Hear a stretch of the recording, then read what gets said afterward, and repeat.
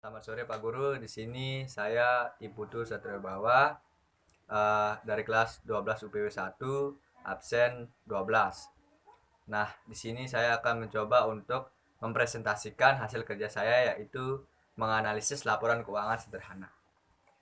Di sini saya akan mencoba untuk menjelaskan sedikit mengenai pengertian analisis laporan keuangan. Menurut Prastowo pada tahun 2008, analisis laporan keuangan adalah penguraian suatu pokok atas berbagai bagiannya dan penelaahan bagian itu sendiri serta menghubungkan antar bagian untuk memperoleh pengertian yang tepat dan pemahaman arti secara keseluruhan.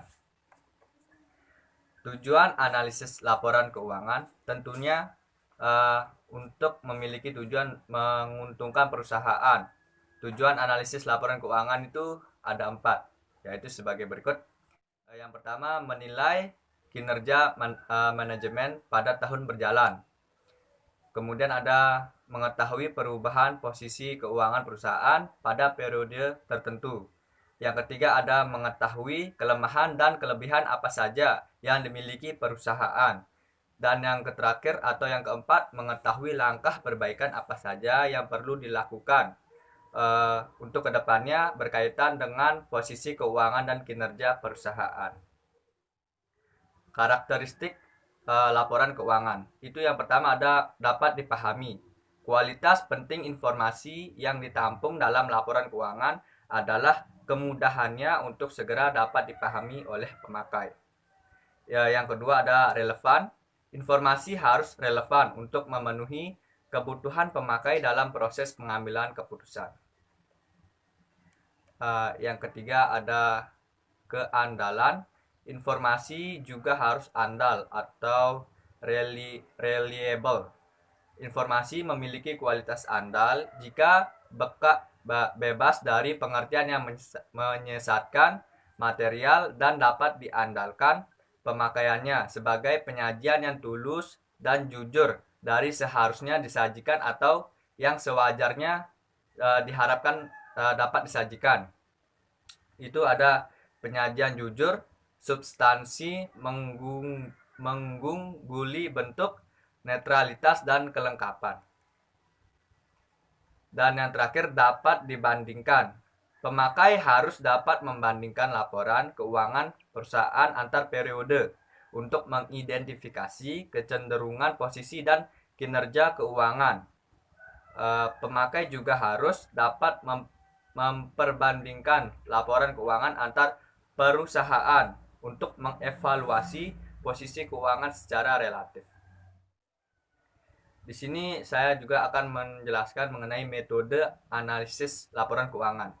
Untuk memperoleh ukuran-ukuran, hubungan, ataupun informasi lainnya yang dapat digunakan untuk menilai posisi keuangan perusahaan dan membantu proses pengambilan keputusan, maka Anda perlu melakukan analisa laporan keuangan.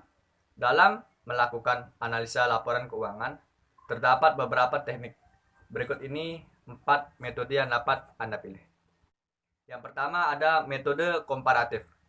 Metode komparatif atau perbandingan digunakan dengan cara menggunakan angka-angka di laporan keuangan dan membandingkan dengan angka-angka yang ada di laporan keuangan tahun sebelumnya. Dengan cara lain, Anda dapat membandingkan masing-masing pos laporan keuangan yang relevan atau data yang signifikan, sehingga metode ini juga dikenal dengan istilah metode analisis rasio. Yang kedua ada metode analisis.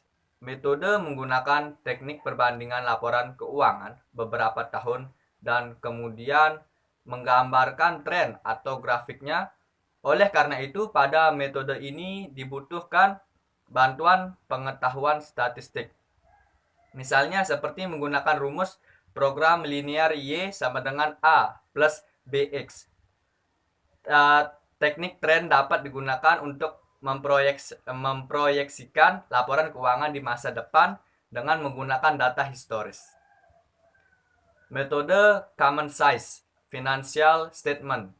Metode ini menggunakan metode analisis yang menjadikan laporan keuangan dalam bentuk presentasi.